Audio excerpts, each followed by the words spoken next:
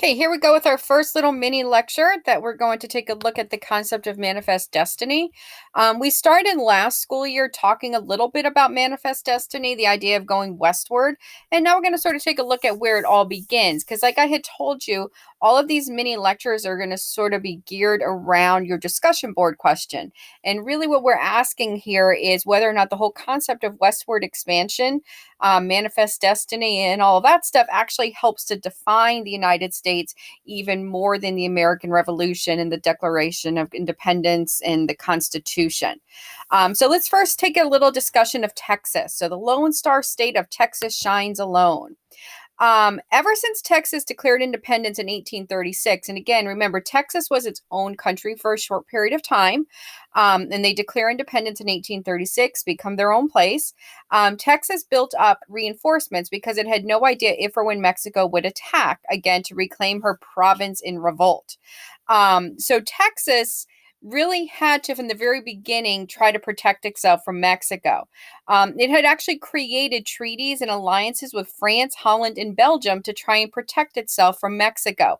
Notice the United States was not one of those treaties because Texas was trying to separate itself from the United States.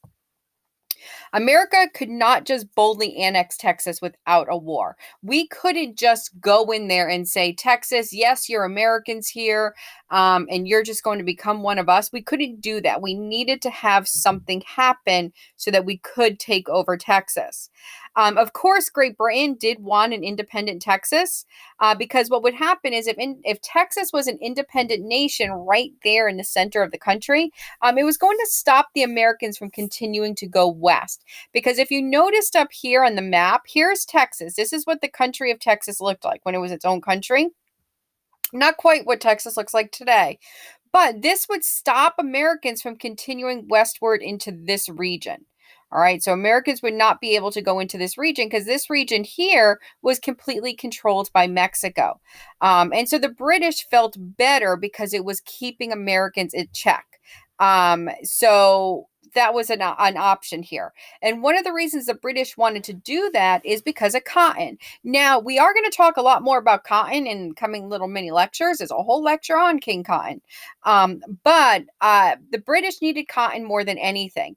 And because their whole industry in Great Britain was textiles. And so they wanted to get cotton the cheapest they possibly could. At this point in time, when we're talking the first like third to half of the 19th century, the cheapest place to get cotton for the British was initially the southern United States in this region here. So you're talking Virginia, Georgia, the Carolinas, into Alabama, Mississippi, that area. This is where the big plantations were.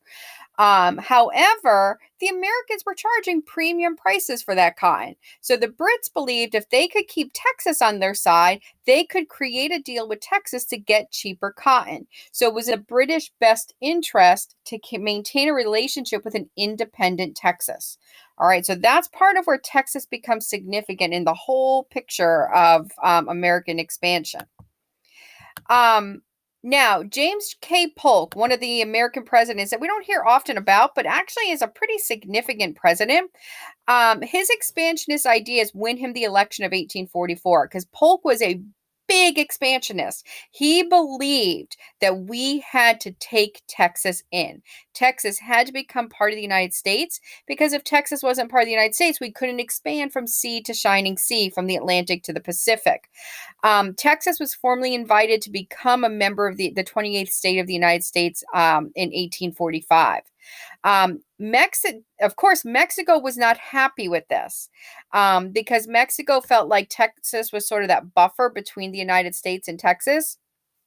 The other thing is, the moment Texas became part of the United States, any hopes and dreams Mexico would have of ever recapturing Texas and making it part of Mexico were going to be shot to hell because now they would have to fight the United States for it. So we're going to see, yes, the addition of Texas to the United States. So we're talking this manifest destiny. We're talking the growth of the country is going to be a great thing for us because we're going to put pressure on the British. The British aren't going to be able to take advantage of Texas and they're going to have to buy cotton from the United States. The problem is it's going to create tensions with Mexico that had not existed before this time.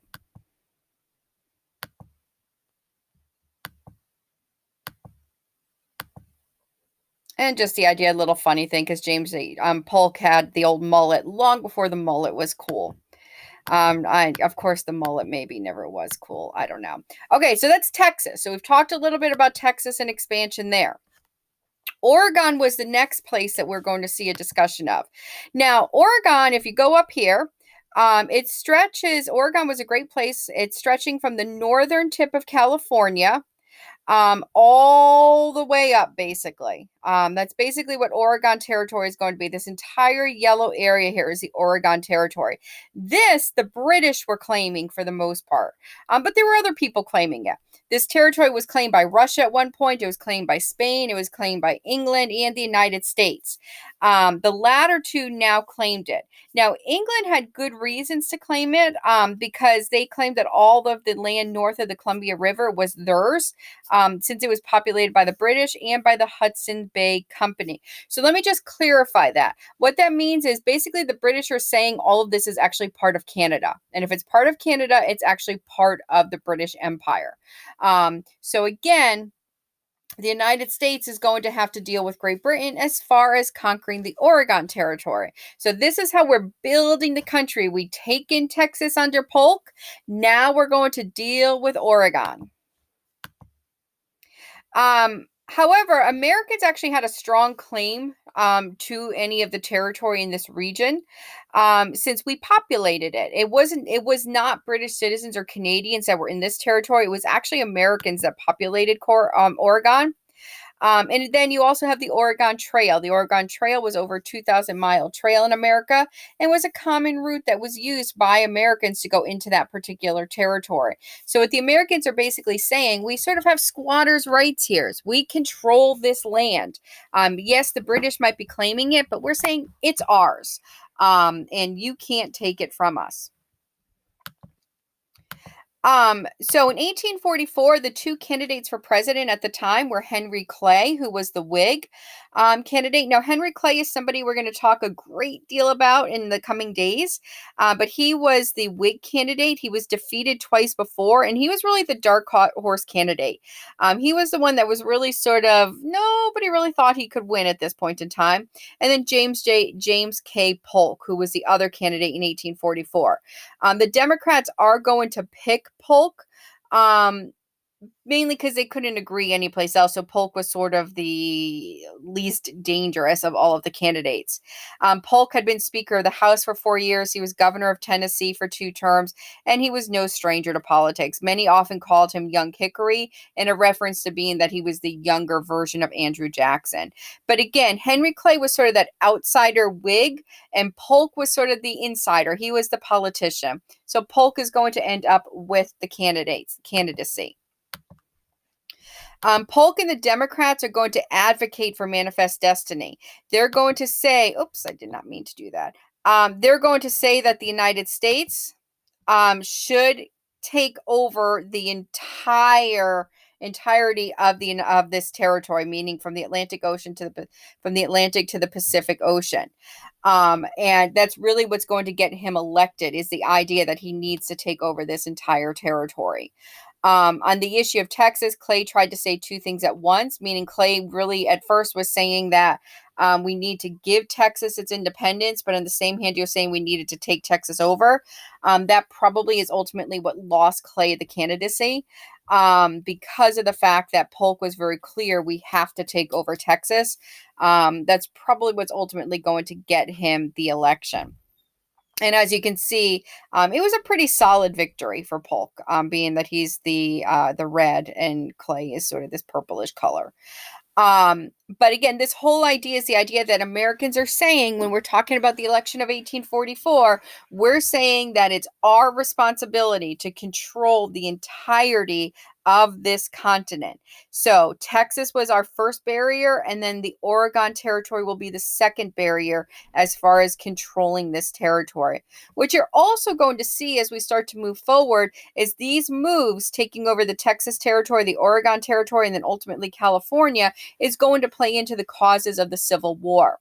But what I want you thinking about here, though, is our desire to take Texas, our desire to take Oregon, to sort of push Britain out of the picture, so that we could be financially more comfortable, is that more of what creates who we are today? This desire for money, this desire for land, this desire that we can never possibly have enough. That's what you need to be thinking about as you move forward and as you do the discussion board. Of course, some of you very well may think, no, that's not true.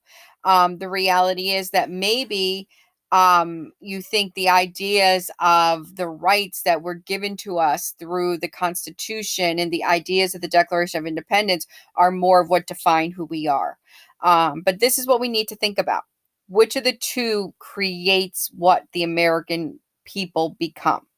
All right, this is our first little mini lecture. I know I got a little jumbled in there at one point, but these will get better.